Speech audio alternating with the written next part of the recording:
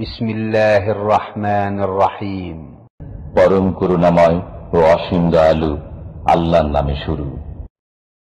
আউযু বিল্লাহি মিনাশ শাইতানির রাজীম। وإذ قال موسى لقومه إن الله يأمركم أن تذبحوا بقرة قالوا أتتخذنا هزوا قال أعوذ بالله أن أكون من الجاهلين قالوا ادع لنا ربك يبين لنا ما هي قال إنه يقول إنها بقرة لا فارض ولا بكر عوان بين ذلك فافعلوا ما تؤمرون قالوا ادع لنا ربك يبين لنا ما لونها قال إنه يقول إنها بقرة صفراء فاقع لونها قالوا ادع لنا ربك يبين لنا ما لونها قال إنه يقول إنها بقرة صفراء فاقع لونها تسر الناظرين قالوا ادع لنا ربك يبين لنا ما هي إن البقرة شابه علينا وإنا إن شاء الله لمهتدون قال إنه يقول إنها بقرة لا ذلول تثير الأرض ولا تسقي الحرث مسلمة لا شية فيها قالوا الآن جئت بالحق فذبحوها وما كادوا يفعلون وإذ قتلتم نفسا فادارأتم فيها والله مخرج ما كنتم تكتمون فقلنا اضربوه ببعضها كذلك يحيي الله الموتى ويريكم آياته فقلنا اضربوه ببعضها كذلك يحيي الله الموتى ويريكم آياته لعلكم تعقلون ثم قست قلوبكم من بعد ذلك فهي كالحجارة أو أشد قسوة وإن من الحجارة لما يتفجر منه الأنهار وإن منها لما يشقق فيخرج منه الماء وإن منها لما يهبط من خشية الله وما الله بغافل عما تعملون أفتطمعون أن يؤمنوا لكم وقد كان فريق منهم يسمعون كلام الله ثم يحرفونه من بعد ما عقلوه وهم يعلمون وإذا لقوا الذين آمنوا قالوا آمنا وإذا خلا بعضهم إلى بعض قالوا أتحدثونهم بما فتح الله عليكم قالوا أتحدثونهم بما فتح الله عليكم ليحاجوكم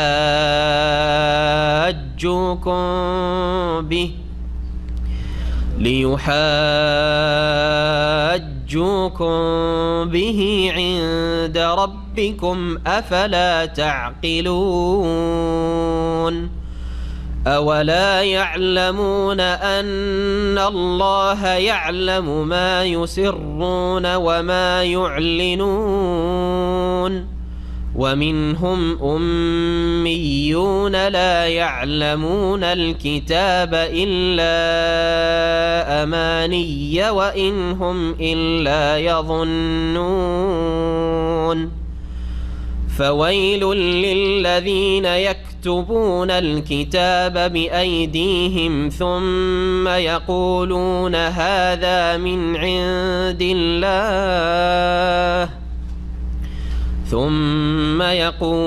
هذا من عند الله ليشتروا به ثمنا قليلا فويل لهم مما كتبت أيديهم وويل لهم مما يكسبون وقالوا لن تمسنا النار إلا أياما معدودة قل أتخذتم عند الله عهدا فلن يخلف الله عهده أم تقولون على الله ما لا تعلمون بلى من كسب سيئة وأحاطت به خطيئته فأولئك أصحاب النار هم فيها خالدون والذين آمنوا وعملوا الصالحات أولئك أصحاب الجنة هم فيها خالدون. السلام عليكم ورحمة الله وبركاته. بسم الله الرحمن الرحيم الحمد لله رب العالمين والصلاة والسلام على سيد المرسلين نبينا محمد وعلى آله وصحبه أجمعين أما بعد فأعوذ بالله من الشيطان الرجيم وإذ قال موسى لقومه إن الله يأمركم أن تذبحوا بقرة قالوا أتتخذون هزوا قال أعوذ بالله أن أكون من الجاهلين মহান আল্লাহর সমস্ত প্রশংসা যে আল্লাহ রাব্বুল আলামিন হায়াত মওতের মালিক আল্লাহ রাব্বুল আলামিন যিনি মানুষকে হায়াত দান করেছেন এবং যিনি একমাত্র মানুষের মৃত্যুর মালিক কখনকার হায়াত এবং কখনকার মত মহান আল্লাহ ছাড়া কেউ জানে না আগামীকালকে কি করবেন আগামী সময়গুলিতে কি অবস্থায় থাকবেন একমাত্র আল্লাহ এই অদৃশ্যের খবরকে নিজের জন্য খাস করেছেন সালাত এবং সালাম নাজিল হোক মুহাম্মদুর রাসূলুল্লাহ সাল্লাল্লাহু আলাইহি ওয়াসাল্লামের প্রতি যাকে ওহীর মাধ্যমে আল্লাহ রাব্বুল আলামিন রাসূল করেছেন তারপরেও তিনি সব কিছু গায়েব সম্পর্কে জানতেন না একমাত্র গায়েব অদৃশ্যের চাবি আল্লাহর হাতে ওয়া ইনদাহু মাফাতিহুল গায়ব আল্লাহর কাছে গায়েবের চাবি লা ইয়ালামুহা ইল্লা হু আল্লাহ ছাড়া কেউ জানেন না আমাদের তাফসীরের আজকে ষষ্ঠ পর্ব সূরা বাকারার আয়াত নম্বর ৬৭ থেকে এই আয়াত থেকে কয়েকটি আয়াতে বিশেষ একটি ঘটনা বর্ণনা করা হয়েছে গাভীর ঘটনা আর গাভীকে আরবিতে বাকারা বলা হয় বা বাকার বলা হয় গাভী গরু বাকার বা বাকারা এই ঘটনাটিকে কেন্দ্র করে এই সূরা নাম হয়েছে সূরাতুল বাকারা মানে এমন একটি সূরা যেই সূরায় গাভী এবং গাভীওয়ালাদের যারা গাভী জবাই করেছিল বিশেষ একটি ঘটনার ক্ষেত্রে তাদের কাহিনী বা কিস্সা বর্ণনা করা হয়েছে যেটা প্রাচীন যুগে বনি ইসরায়েলদের মধ্যে সংঘটিত হয়েছিল মহান আল্লাহ ইরশাদ করেছেন ওয়াইজ কালা মূসা লিকওমিহি স্মরণ করো যখন মূসা আলাইহিস সালাম নিজ জাতি বনি ইসরাইলদেরকে বলেছিলেন উদ্দেশ্য করে ইন্নাল্লাহ ইয়া'মুরুকুম আন তাযবাহু বাকারা নিশ্চয়ই আল্লাহ তোমাদেরকে নির্দেশ দিচ্ছেন যে একটি গাভী জবাই করো, একটি গাভী বা গরু জবাই করার তোমাদেরকে নির্দেশ প্রদান করছেন আল্লাহ রাব্বুল আলামিন। কি জন্য এই গাভী জবাই করা আর কি জন্য আল্লাহর এই হুকুম, এই মর্মে একটি ঘটনা রয়েছে। ঘটনাটি সংক্ষেপে বলি, তাহলে আয়াতগুলি সহজে বোঝা যাবে। বনি ইসরায়েলদের মধ্যে মুসা আলাইহিস সালামের জাতি, আর বনি ইসরায়েল মানে হচ্ছে ইয়াকুব আলাইহিস সালামের বংশধর। এই বংশ বিশাল বংশের আকার ধারণ করে। তারপরে মুসা আলাইহিস সালামের জামানায় 12 ছেলে যে ইয়াকুব আলাইহিস সালামের, তার থেকে 12টি বিশাল বিশাল বংশ। এই সবগুলি বংশকে বনি ইসরায়েল মানে ইসরায়েল ইয়াকুব আলাইহিস সালামের অপর নাম, যার বংশধর আওলাদ। তাদের মাঝে একজন লোক ছিল, বৃদ্ধ মানুষ, নিঃসন্তান, তার ছেলে মেয়ে ছিল না। তার ধন সম্পদ অনেক ছিল, একমাত্র এক ভাইপো, ভাতিজার ধন সম্পদের উপর লোভ হয়ে যায় যে চাচা না মরলে তো আর পাচ্ছি না, আর চাচা মরে গেলে তো সব ধন সম্পদ আমার, কারণ চাচার তো আর কেউ নেই আমার ছাড়া। মরছেও না আর ধন সম্পদ পাচ্ছিও না, লেট হচ্ছে। তো সে তাড়াহুড়া করলো, তাড়াতাড়ি করে মেরে দিই, তাহলে সব কিছুর মালিক আমি হয়ে যাব। রাত্রে চাচাকে খুন করে দিল, আর খুন করে দেওয়ার পরে লাশ নিয়ে গিয়ে নিজের মহল্লা থেকে অন্য মহল্লায় বা একটু দূরে আরেকজনের বাড়ির দরজার সামনে ফেলে দিল। সকাল হলো, সকাল হওয়ার পরে নিজেই হইচই করলো যে এই আমার চাচাকে খুন করেছে, এই লোকই খুন করা হবে, না হলে ওর বাড়ির সামনে কেন লাশ পড়ে আছে। যে খুন করেছে সেই আবার দাবিদার হয়ে বসলো যে আমার চাচার খুনে রক্তের আমি দাবিদার, এর কেসাস হওয়া চাই। দেখছেন, চোরের গলা জোর, জি, চোরের গলা জোর, জি। আপোষের কলহ বিবাদ শুরু হইল। ওই বাড়িওয়ালা বলছেন আমরা করিনি, বাড়িওয়ালা যে বংশধর আছে ওরা বলছেন আমরা করিনি, আর এ বলছে না তুমি খুন করেছো। কে খুন করবে? তোমার বাড়ির সামনে লাশ পড়ে আছে আমার চাচার, বিচার চাইয়ের। সমাজের লোকেরা বলল যে আমরা আপোষে ঝগড়া কেন করব, আমাদের মাঝে আল্লাহর নবী আল্লাহর রাসূল মুসা আলাইহিস সালাম বেঁচে আছেন, তার কাছে ওহী হচ্ছে, তার কাছে নিশ্চয়ই সমাধান আছে। আল্লাহ বলে দেবেন যে কি সমাধান হওয়া উচিত, বা নবী বলে দেবেন, যাই নবীর কাছে যাবে। চলো ঠিক আছে, নবীর কাছে যাই।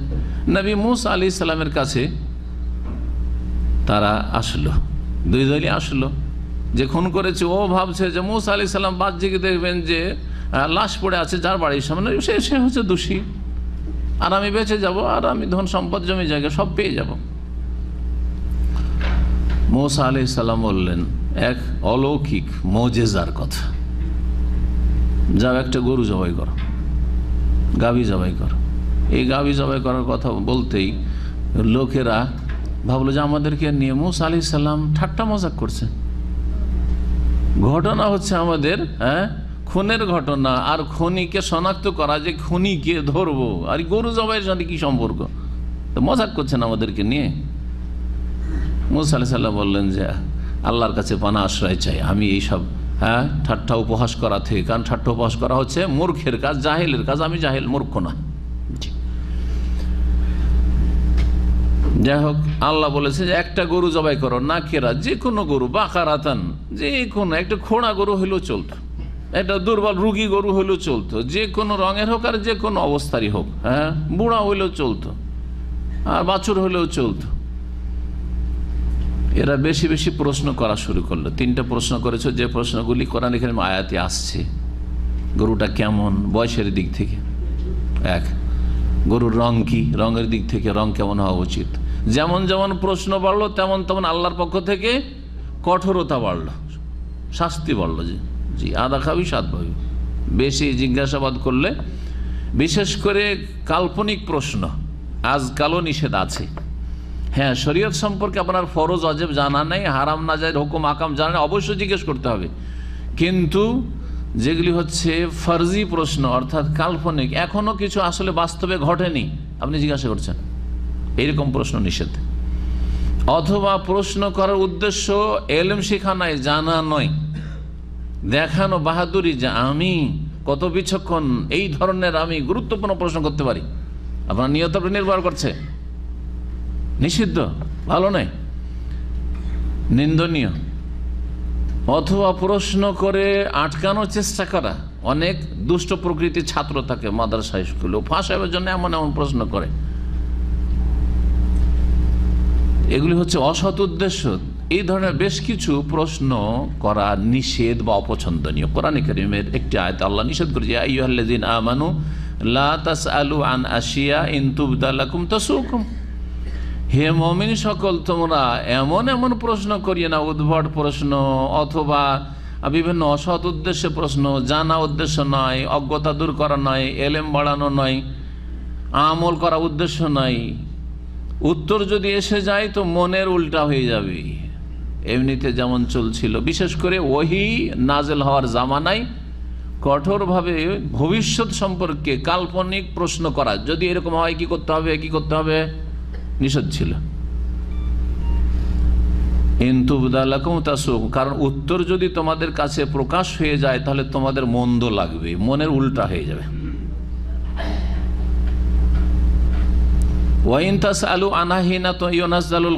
আর যখন কোরআন নাজেল হওয়ার যুগ চলছে, এখন আয়াত আসছে, ওই সময় যদি জিজ্ঞেস করো এরকম প্রশ্ন, কাল্পনিক প্রশ্ন, এখন এইরকম কিছু সমস্যা দেখা, সমস্যা আসার আগে সমাধান, তুবদালাকুম, তাহলে অবশ্যই প্রকাশ হয়ে যাবে উত্তর। উত্তর আল্লাহ দিয়ে দিবেন। হ্যাঁ, তখন তোমাদের জন্য সেটা কঠিন হয়ে পড়বে। যেমন নবী করিম সাল্লাল্লাহু আলাইহি ওয়াসাল্লাম যখন বললেন যে ইয়া আইয়ুহান নাস, এই আয়াতের তাফসীরে এই হাদিস উল্লেখ করা হয়েছে, ইন্নাল্লাহ কাদ ফারাদা আলাইকুমুল হাজ্জা ফাহুজ্জু, আল্লাহ তোমাদের হজ ফরজ করেছেন, সুতরাং তোমরা হজ পালন করো। আকরা বিন হাবেস নামে একজন বেদুইন, সে দাঁড়িয়ে গেল আর বলে, ইয়া রাসূলুল্লাহ ফি কুল্লি আমিন, হে আল্লাহ রসুল, প্রতি বছরে আমাদের জন্য হজ ফরজ। আল্লাহ বলছেন যে হজ ফরজ করেছেন, আল্লাহ হজ করো, হজ করে নিলি হয়ে গেল, তাই না? একবার করে চুপ থাকেন, তা না করে জিজ্ঞেস করলো কি, হ্যাঁ আফি কুল্লি আমিন ইয়া রাসূলুল্লাহ, প্রত্যেক বছর হজ ফরজ? রাসূলুল্লাহ সাল্লাল্লাহু আলাইহি ওয়াসাল্লাম নীরব থাকলেন, কোনো উত্তর দিলেন না। থামছে নাকি, দুইবার তিনবার প্রশ্ন। রাসূলুল্লাহ সাল্লাল্লাহু আলাইহি ওয়াসাল্লামকে যখন তিনবার জিজ্ঞাসা করা হয়ে গেল, এই লোকে তখন বলে, লাউ কুলতু নাম লা ওয়াজাবাত, আমি যদি এখনই হ্যাঁ বলে দিই যে হ্যাঁ প্রতি বছর হজ ফরজ, তাহলে প্রতি বছর আল্লাহ ফরজ করে দিবেন। বড়দের মান মর্যাদা রক্ষার জন্য অনেক কাজ করব না হয় করবো না, সেটা পরের ব্যাপার ছিল, কিন্তু সেটা কি করে দেওয়া হয়, হ্যাঁ করে দেওয়া হয়। এটা দুনিয়া পরিচালনার ক্ষেত্রে আমরা করি না, করি না? আপনি হয়তো এক জায়গাতে মসজিদে দান করতেন কি করতেন না, ঠিক আছে, কিন্তু আপনার স্ত্রী আপনাকে না জিজ্ঞাসা করে বলে দিয়েছে আমি 10,000 টাকা দিয়ে দিলাম। আপনার বড় ছেলে সংসারের মেলা কাজ করে, দায়িত্ব পালন করে, ও আপনাকে জিজ্ঞাসা করেনি, মসজিদের চাঁদা চেয়েছে, ও 10,000 20,000 বলে দিয়ে চলে এসছে। আপনি যদি থাকতেন হয়তো এটা করতেন না, কম করতেন অথবা বেশি করতেন, অথবা আরও কোনো বেশি জরুরি প্রয়োজন ছিল হয়তো আপনি অন্য কিছু করতেন। কিন্তু ছেলে যেহেতু বড় ভূমিকা রাখে বাড়িতে, বা আমার স্ত্রীর বড় ভূমিকা আছে, সে আমার ছেলেমেয়ে মানুষ করে, আর সে আমার সাথে কত সহযোগিতা করে, তাকে আমি অন্তর থেকে ভালোবাসি, এখন যদি আমি নাকচ করে দিই তো মানহানি হবে না, হবে না? হ্যাঁ হ্যাঁ, স্ত্রীর মর্যাদা কোথায় থাকবে? ওর স্ত্রী বললো, কথার কোনো মূল্য নেই ওর, জি, মান সম্মান নষ্ট। সেই জন্য স্ত্রীকে বলছে, আচ্ছা যাক, তুমি যখন বলেই দিয়েছো তখন আমিও হ্যাঁ করে দিলাম, না হলে আমার অন্য কোনো নিয়ত ছিল। বলেন না অনেকেই, জি হ্যাঁ। তো নবী সাল্লাল্লাহু আলাইহি ওয়াসাল্লাম ঠিক ওই রকমই বলছেন, ওহীর মাধ্যমে বলবেন, নিজে থেকে নবী সাল্লাল্লাহু আলাইহি ওয়াসাল্লাম কোনো কিছু ফরজ করে দেন না যে প্রতি বছর বললেন নবী সাল্লাল্লাহু আলাইহি ওয়াসাল্লাম নিজে থেকে বলে দিবেন। ওমা ইয়ানতিকু আনিল হাওয়া, খেয়াল খুশি কোনো কথা বলতেন না। কিন্তু নবী করিম সাল্লাল্লাহু আলাইহি ওয়াসাল্লাম যদি প্রশ্নের উত্তরে সাথে সাথে বলে দিতেন, তো আল্লাহ রাব্বুল আলামিন তার প্রিয় রাসূল সাল্লাল্লাহু আলাইহি ওয়াসাল্লামের সম্মানার্থে, ইজ্জতের জন্য কি করতেন, তার পক্ষে ওহী নাযিল করে দিতেন যে আমার নবী যা বলেছেন সেটাই ঠিক, প্রতি বছর হজ ফরজ। সেই জন্য এইরকম বেশি বেশি অনার্থক প্রশ্ন করা, অসার প্রশ্ন করা, যে দিকে ইঙ্গিত করলাম একটু আগে, পছন্দনীয় নয়।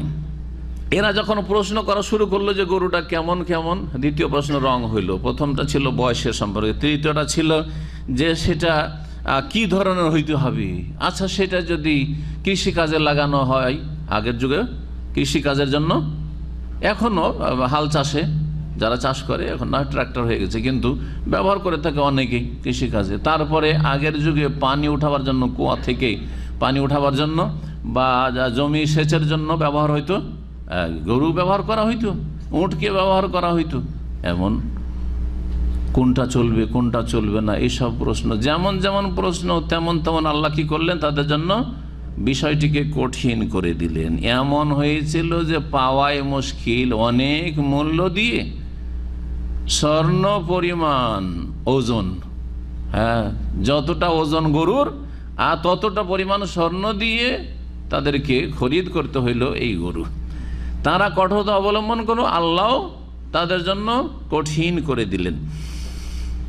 শেষে করা হইল কি, আল্লাহ বললেন যে গরুটা জবাই করো। জবাই করার পরে তার একটা টুকরো না, যে কোনো টুকরো, আল্লাহ বলেছেন এই টুকরোটা কোন টুকরো ছিল, এটা যদি গুরুত্বপূর্ণ বিষয় হইতো জানা, তো আল্লাহ বলে দিতেন যে সেটা পা ছিল সামনের না পেছনের, না সেটা কলিজা ছিল, না মুখ ছিল, না তমুক ছিল, কিচ্ছু বলা হয়নি। হ্যাঁ, আর আল্লাহ রব্বুল কোনো একটা কিছু দিয়েই করতে পারেন। সুতরাং যখন আল্লাহ উল্লেখ করেননি সেই গোস্তের টুকরোটা কোন টুকরোটা ছিল, হ্যাঁ, বডির কোন অংশের ছিল, এটা নিষ্প্রয়োজন, ফালতু কাজ। আল্লাহ বলেননি, আমাদেরও বলার কোনো প্রয়োজন নেই, প্রশ্ন করার প্রয়োজন নেই। এবং মুফাসসিরিনগণ এই সম্পর্কে এই জন্য কল্পনা জল্পনা করেননি, ফালতু। একটা গোস্তের টুকরো নাও, আর টুকরো হওয়ার পরে মৃত লাশ পড়ে আছে, ওর গায়ে আঘাত করা, মারো, সাথে সাথে ও জীবিত হয়ে যাবে, আর জীবিত হয়ে বসে যাবে। বসে যাওয়ার পরে বলে দিবে কাতালানি ফলানন ইবনু আখি, অমুক যে আমার ভাতিজা, ও আমাকে হত্যা করেছে, দিল বলে দেওয়ার পরে আবার লুটিয়ে পড়লো, মারা গেল। এ হচ্ছে গাভীর ঘটনা বা গাভীওয়ালা বনি ইসরায়েলদের ঘটনা। মহান আল্লাহ ইরশাদ করছেন, এখন শুনেন এই ঘটনা সম্পর্কে যে আয়াতগুলি এখানে আল্লাহ নাজেল করেছেন সূরা বাকারায়। ওয়াইদ কালা মূসা লিকওমিহি, স্মরণ করো সেই কাহিনীকে বা সেই যুগের ঘটনাকে যখন মূসা আলাইহিস সালাম তার জাতিকে বলেছিলেন, ইন্নাল্লাহ ইয়ামুরুকুম, আল্লাহ তোমাদেরকে নির্দেশ দিচ্ছেন, আনতাজবাহু বাকারা, একটুই গাভী জবাই করতে। কালু, তখন জাতির লোকেরা বলো, আতাত্তাখিজুনা হুজুয়া, আমাদের সাথে আপনি ঠাট্টা করছেন। কালা, মূসা আলাইহিস সালাম, আউযু বিল্লাহি আন আকুনা মিনাল জাহিলিন, আল্লাহর শরণ নিচ্ছি, আশ্রয় নিচ্ছি আমি মূর্খ হওয়া থেকে, মূর্খদের অন্তর্ভুক্ত হওয়া থেকে। ঠাট্টা মজাক করা, উপহাস করা, মানুষকে হেউ করা, কাকে নিয়ে ঠাট্টা করে? বড়দের নিয়ে ঠাট্টা করতে পারবেন? বাপের সাথে ঠাট্টা মজাক করতে পারবেন? মায়ের সাথে পারবেন? বেয়াদব আপনি। ওস্তাদের সাথে পারবেন? ওই যাকে ছোট মনে করেন একটু নিজের চাইতে তাকেই করেন হয়তো। হ্যাঁ, সিনিয়র যে নিজেকে সিনিয়র মনে করে জুনিয়রকে নিয়ে ঠাট্টা করে, ঠাট্টা করা খারাপ। লা ইয়াসখার কওমুম মিন কওম, সূরা হুজরাতে আল্লাহ কঠোরভাবে সতর্ক করেছেন, কোন জাতি অন্য কোন জাতি বা ব্যক্তিকে নিয়ে যেন ঠাট্টা উপহাস না করে। কেউ বেঁটা সেই জন্য ঠাট্টা, কেউ বেশি লম্বা হয়ে গেছে সেই জন্য তাকে নিয়ে ঠাট্টা, কেউ বেশি মোটা হয়ে গেছে সেই জন্য ঠাট্টা, কেউ কথা বলে একটু অন্যরকম সেই জন্য একটু তাকে নিয়ে ঠাট্টা মজাক করা নিষেধ যে কোনো কিছুর ক্ষেত্রে। কেউ কানা, কেউ টেরা, কেউ কিছু খোঁড়া সেই জন্য তাকে নিয়ে ঠাট্টা করা ইত্যাদি, কারো ভাষা নিয়ে ঠাট্টা করা নিষেধ। আসাই এখনো খাইরা মেনু, হতে পারে যাদেরকে নিয়ে ঠাট্টা করছো তারা তোমার চাইতে ভালো, আল্লাহর কাছে তোমার চাইতে আল্লাহর কাছে প্রিয়, তুমি নিকৃষ্ট, সে শ্রেষ্ঠ না। মহিলা মহিলার সাথে ঠাট্টা মজাক করবে, হতে পারে যে যাকে নিয়ে ঠাট্টা করছো যে মহিলাকে নিয়ে সে তোমার চাইতে ভালো। আল্লাহ এই বিষয়গুলি নিষেধ করেছেন, কারণ এই বিষয়গুলিতে সম্পর্কের অবনতি ঘটে। মানুষ যখন ঠাট্টা বিদ্বেষ করে, হয় প্রতিশোধ নেবে আপনাকে নিয়েও ঠাট্টা মজা করে পারলে, আর যদি না পারে তো আপনার বিরুদ্ধে তার অন্তরে শত্রুতার দানা বাঁধবে, ধীরে ধীরে ধীরে বড় হবে শত্রুতা, আর কোনো এক সময় সুযোগ পেলে সেটা বাস্ট হয়ে যাবে, যে ক্ষতি করে ফেলবে আপনার।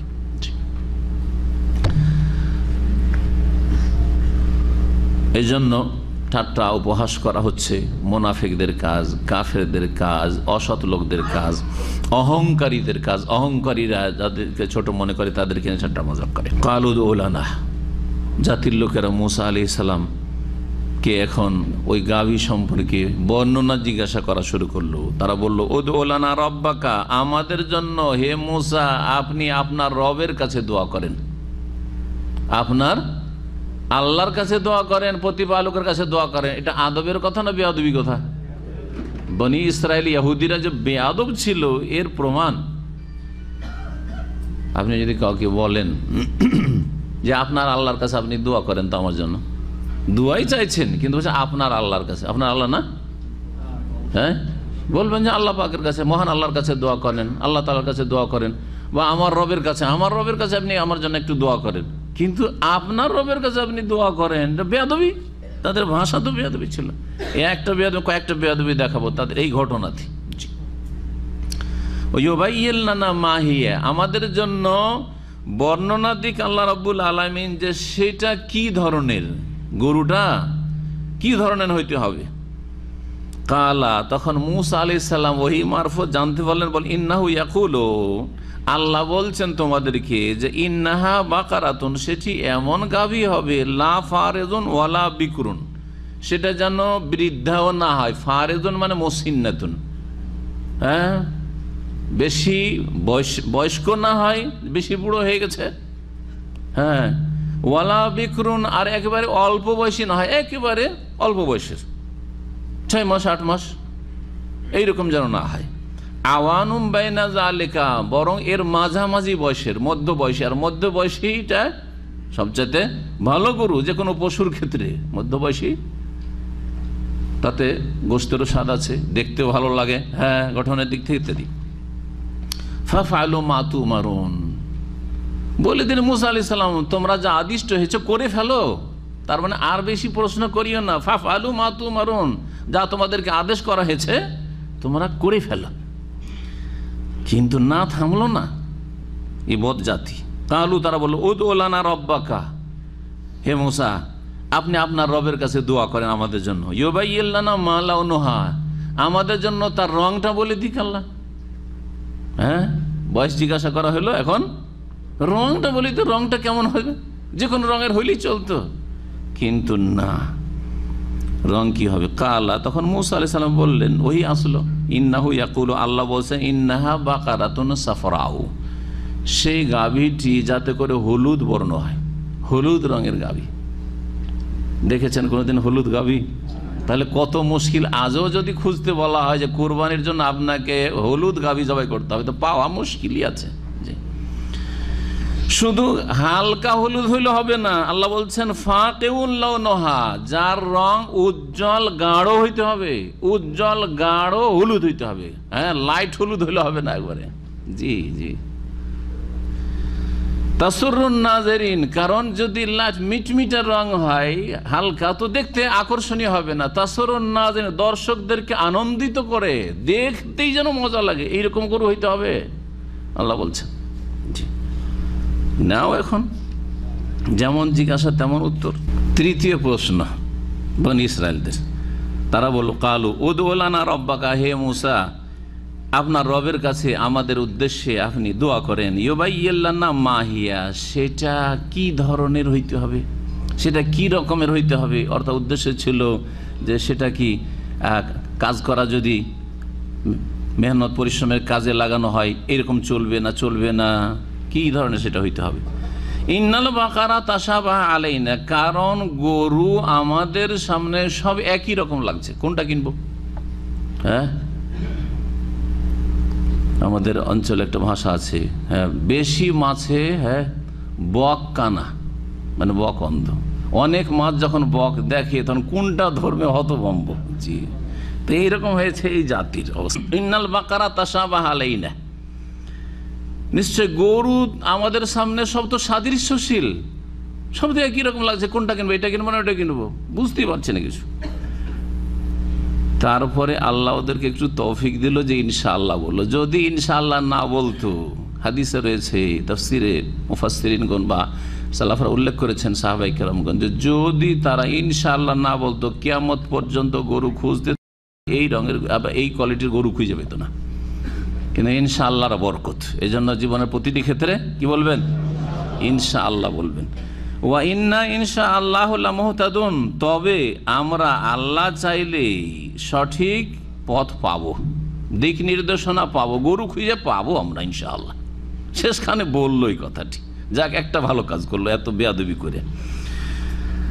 কালা তখন আল্লাহ উত্তরে বলছেন, মুসা আলাইহিস সালাম বললেন, ইন্নাহু ইয়াকুলু, আল্লাহ বলছেন, রব বলছে, ইন্নাহা বাকারাতুন লা যালুলুন তুসিরুল আরদা ওয়ালা তাসকিল হারসা মুসাল্লামাতুল লা শিয়াতা ফিহা। সেটা এমন গরু গাভী হইতে হবে, লা জালুলুন, যেটা মেহনত পরিশ্রমের কাজে লাগানো হয়নি। জালুল মানে মেহনত পরিশ্রমের কাজে লাগানো হয়েছে, এরকম না হয়। তসিরুল আরজা, যেমন তসিরুল আরজা জমি চাষের কাজে লাগানো হয়নি। আসারা ইউসিরু মানে জমি চাষাবাদ করা। ওয়ালা তাসকিল হারসা, আর ক্ষেত খামারে সেচের কাজেও লাগানো হয়নি। সেই যুগে সেচের কাজে লাগানো হইতো গরুকে, তাতেও লাগানো হয়নি। মোসাল্লামা, সেটা নিখুঁত হইতে হবে, দোষ মুক্ত হইতে হবে, কোনো জায়গায় যেন কাটা না থাকে, ফাটা না থাকে, এইরকম কিছু না থাকে, ঘা না থাকে, কিছু না থাকে। লা শিয়াতা ফিহা, যাতে অন্য কোনো রঙের সংমিশ্রণ না থাকে। লা আলামাতা ফিহা, অর্থাৎ এই যে হলুদ রং আর এইরকম, তাতে অন্য কোনো রং হয়তো কালো সাদা মিক্স আছে, এরকম যেন না হয়।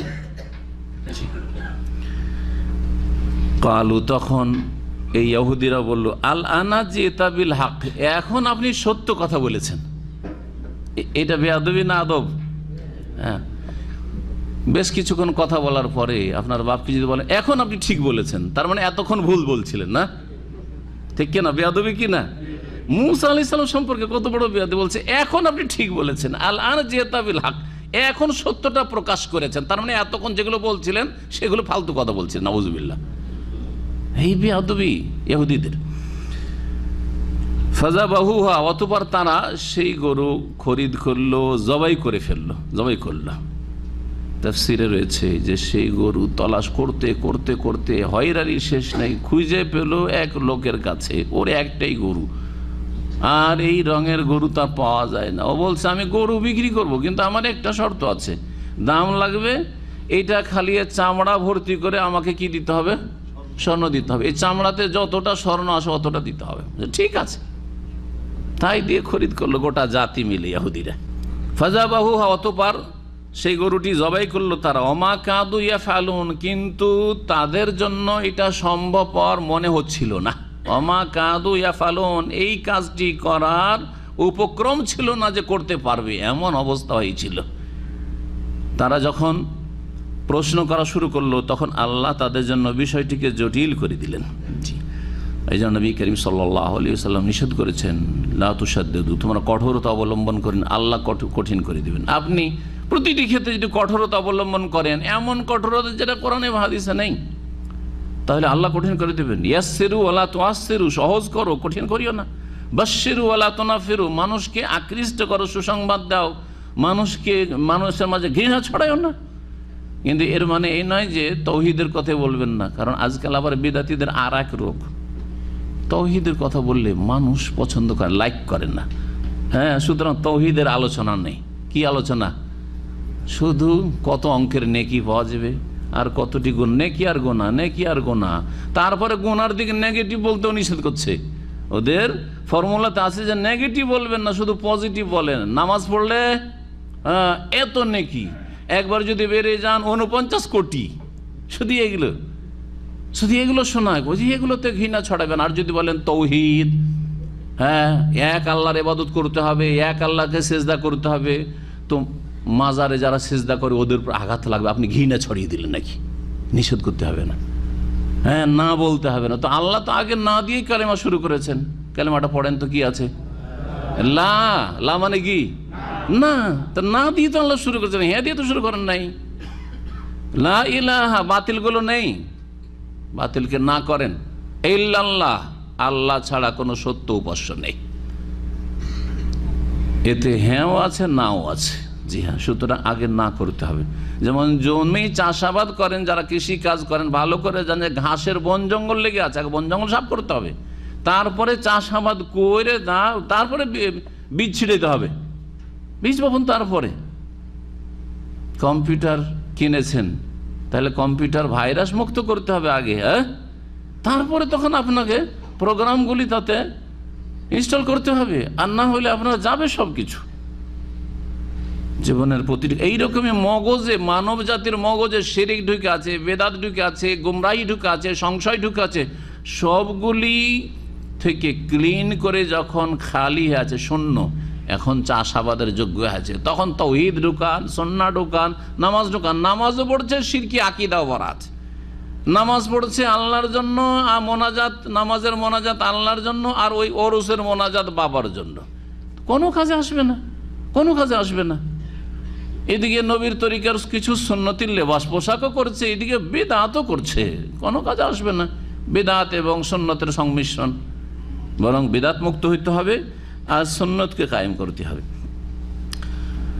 যাই হোক, এই ছিল ঘটনা।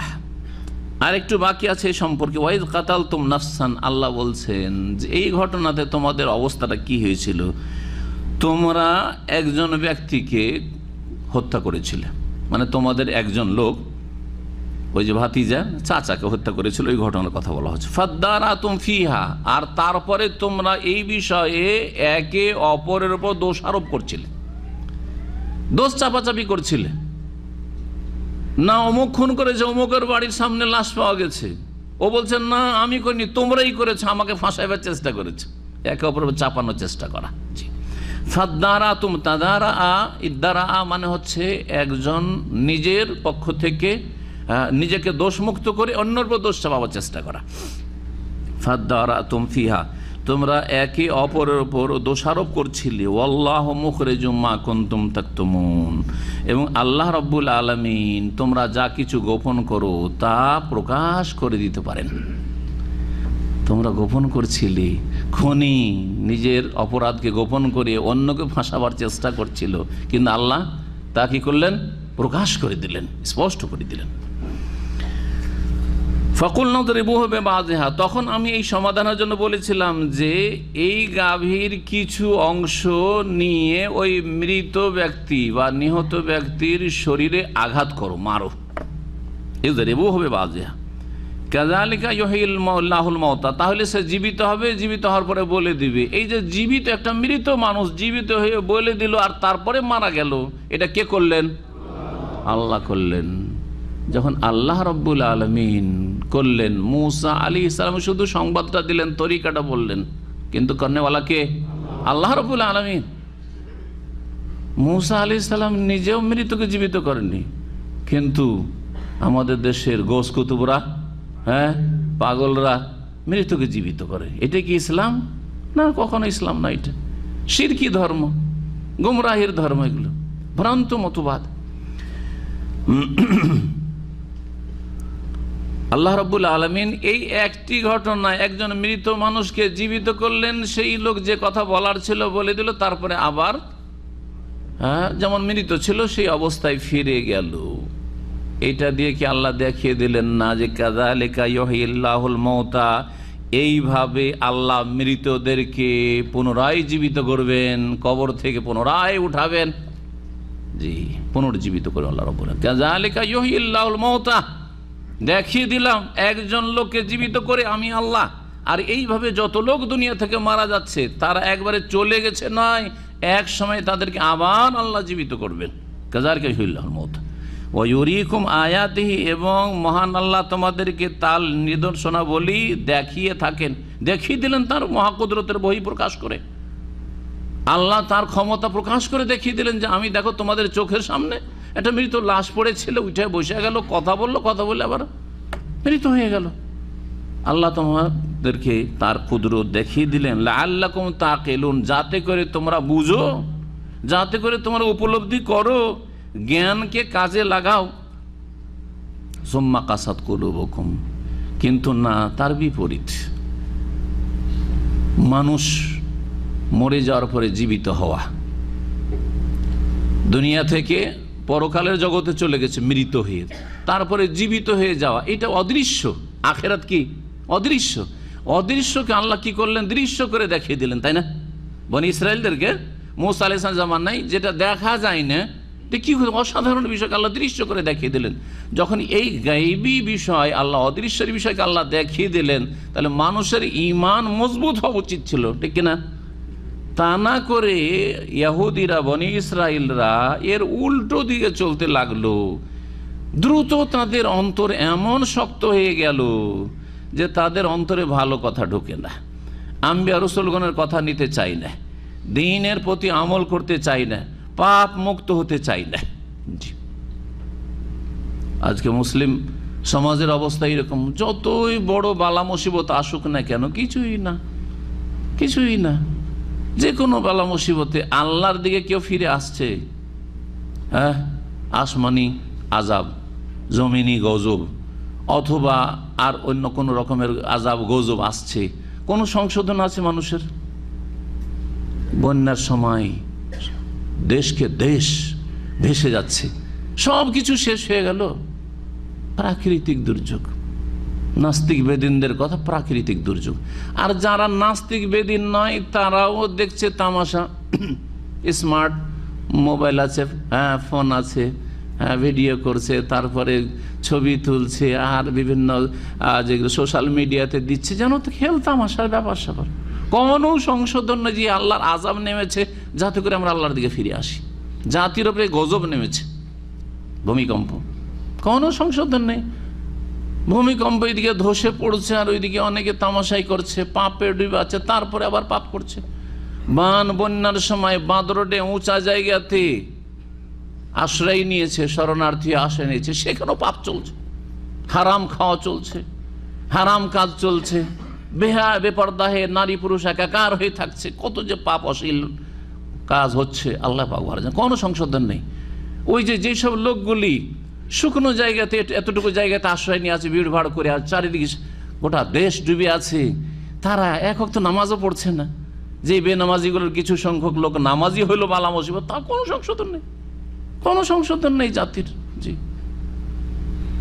এইভাবে যেসব জুলম অত্যাচার জালেমদের হচ্ছে, আজকে রোহিঙ্গার মুসলমানদের উপর যে জুলম অত্যাচার, দেখুন তো এর মাধ্যমে তাদের কয়টা লোক সংশোধন হয়েছে, কয়টা বেনামাজি নামাজি হয়েছে।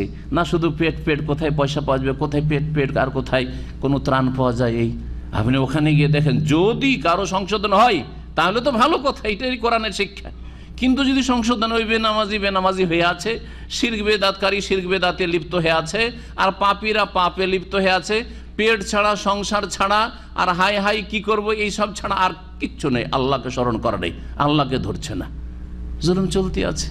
আজকে সিরিয়ার জুলম অত্যাচার, আজকে ফিলিস্তিনের জুলম অত্যাচার, আজকে ইরাকের জুলম অত্যাচার, এই সারা বিশ্বে মুসলিম জাতির উপর যে জুলম অত্যাচার চলছে, কোনো সংশোধন আছে? কোনো সংশোধন নেই। তাহলে আমরা ইহুদিদের চাইতে কিসে ভালো হইলাম? তাদের অবস্থা এরকম ছিল। আল্লাহ বলছেন যে আমি এই গায়বী বিষয়টি দেখিয়ে দিলাম, তাতে ঈমান তাদের তাজা হওয়া উচিত ছিল, তাদের জীবনে সংশোধন আসা উচিত ছিল, তাদের পাপ মুক্ত হওয়া উচিত ছিল, আল্লাহ ভীরু মুত্তাকি পরেজগার হওয়া উচিত ছিল। তা না করে তারা কি হলো? সুম্মা কাসাত কুলুবুকুম, তারপরে তোমাদের অন্তরগুলি শক্ত হয়ে গেল। অন্তর শক্ত, মিম্বাদে জালেকের পরে ফাহিয়া কাল হেজারাতে, তা তো পাথরের মতো হয়ে গেছে তোমাদের হৃদয়গুলি। আসাদ্য কাসওয়া, এমনকি অনেকের হৃদয় পাথরের চেয়ে বেশি শক্ত। ওয়াইন্না মিনাল হিজাদ, কারণ কিছু কিছু পাথর এমন আছে, লামা ইয়াতাফাজ্জারু মিনহুল আনহার, যেসব পাথর থেকে ঝর্ণাধারা প্রবাহিত হয়, পানি প্রবাহিত হচ্ছে। জি, চোখ থেকে পানি আসে না, এত নরম চোখ থেকে, কত শক্ত হয়ে গেছে। অন্তরে কান্না আসে না, অন্তর নরম হয় না, এত শক্ত হয়ে গেছে। আর পাথর থেকে পানি বইছে, পাথর থেকে ঝর্ণাধারা, নদী নালা প্রবাহিত হচ্ছে। আপনি পাহাড়ি এলাকায় চলে যান, কিভাবে পাথর আর পাথর আর পাথরের মাঝে থেকে, হ্যাঁ, নদী নালা প্রবাহিত হয়ে আসছে, এত পানি প্রবাহিত হয়ে আসছে। ওয়াইন্না মিনহা লামা ইয়াশাক্কাক, আর কিছু কিছু পাথর এমন আছে যেগুলো বিদীর্ণ হয়ে যায়, পাথর থাকতে থাকতে হঠাৎ ফেটে গেল। ফায়াখরুজ মিনহুল মা, আর সেই বিদীর্ণ পাথর থেকে পানি নির্গত হয়। ওয়া ইন্না মিনহা লামা ইয়াহবিতু মিন খাশিয়াতিল্লাহ, আর কিছু কিছু পাথর আছে আল্লাহর ভয়ে খসে পড়ে। পাহাড় থেকে খসে পড়লো, পাহাড় থেকে খসে পড়ে। যদি বিশ্বাস না হয় তো নবী মুহাম্মদ রাসূলুল্লাহ সাল্লাল্লাহু আলাইহি ওয়াসাল্লাম, বা যদি এর কোনো দৃষ্টান্ত দেখতে চান তো নবী মুহাম্মদ রাসূলুল্লাহ সাল্লাল্লাহু আলাইহি সাল্লামের ওই হাদিসগুলি পাহাড় সম্পর্কে স্মরণ করেন। একবার রাসূলুল্লাহ সাল্লাল্লাহু আলাইহি সাল্লাম এক পাহাড়ের উপর আছেন, ওহদ পাহাড়। আবু বকর সাথে আছেন, ওমর আছেন, ওসমান আছেন। ওহদ পাহাড় থরথর করে কেঁপে উঠেছে, থরথর করে কেঁপে উঠেছে পাহাড়, পাহাড় নড়ছে। ফাতাহাররাকাত, যখন পাহাড় এরকম থরথর করে কাঁপছে, সেই সময় রাসূলুল্লাহ সাল্লাল্লাহু আলাইহি ওয়াসাল্লাম বলেন, উসবুত ইয়া ওহদ, উসবুত ওহদ, এ ওহদ তুমি স্থির হও। ফাইন্নাহু মা আলাইকা ইল্লা নবিয়্যুন ওয়া সিদ্দীকুন ওয়া শাহীদান, তোমার উপরে একজন নবী আছে আর একজন সিদ্দিক আকবর আবু বকর সিদ্দিক রাদিয়াল্লাহু আছেন, ওয়া শাহীদানা, দুই শহীদ আছে। তুমি কি মনে করো? তুমি থরথর করে কাঁপছো কেন? তুমি তো তোমার তো সৌভাগ্য যে তোমার উপর নবী চেপেছেন, আবু বকর সিদ্দিক আছেন, ওমর শহীদ আছেন, উসমান শহীদ আছেন। নবী করিম সাল্লাল্লাহু আলাইহি ওয়াসাল্লাম এই সাথে সাথে ওমর উসমানকে শহীদ বলে আখ্যায়িত করলেন, সার্টিফিকেট ওহির মাধ্যমে পেয়েছেন। কিন্তু আজকাল অমুক শহীদ, তমুক শহীদ, অমুক শহীদ, কোথায় সার্টিফিকেট পেলেন? কে সার্টিফিকেট দিল আপনাকে? কে অথরিটি দিল? ওহি হয়েছে যে আপনি দিলেন শহীদ করে? এই জন্য কোনো মানুষকে যদিও মুমিন মুসলিম হয়, শহীদ বলে আখ্যায়িত করা ওহি ছাড়া জায়েজ না। একমাত্র রাসূলুল্লাহ সাল্লাল্লাহু আলাইহি ওয়াসাল্লাম এই অধিকার। হ্যাঁ, আল্লাহর কাছে দোয়া করতে পারেন যদি আপনি দেখেন যে লোকটি নেক ছিল আর নেক পথে মারা গেছে, শিরক বিদআত মুক্ত হয়ে ভুল পথে মারা যায়নি, বিভ্রান্ত হয়ে গুমরাহির পথে মারা যায়নি, তাহলে আল্লাহ যেন তার শাহাদাত কবুল করেন। কিন্তু আপনি একটা লোক শিরক বিদআতের পথে মারা গেছে বা বেনামাজি হয়ে মারা গেছে, বেদিন হয়ে মারা গেছে, বলছে অমুক শহীদ হয়েছে, অমুক শহীদ হয়েছে, গাড়ি দুর্ঘটনা মারা গেছে, অমুক শহীদ হয়েছে, নামাজ পড়ে না। হ্যাঁ, কারো জুলমের শিকার হয়ে মারা গেছে, বিদআতি, অমুক শহীদ হয়েছে, শহীদ। জি, স্বপ্নে দেখে নিলেন, হ্যাঁ, জান্নাতে স্বপ্নে দেখে নিলেন, স্বপ্নে দেখে অমুক বলছে যে এই আর সেই। এইসব গুমরাহির মাধ্যমে আর এই স্বপ্নের ধর্মের মাধ্যমে জাতিকে গুমরাহ করছেন। কি বলছিলাম?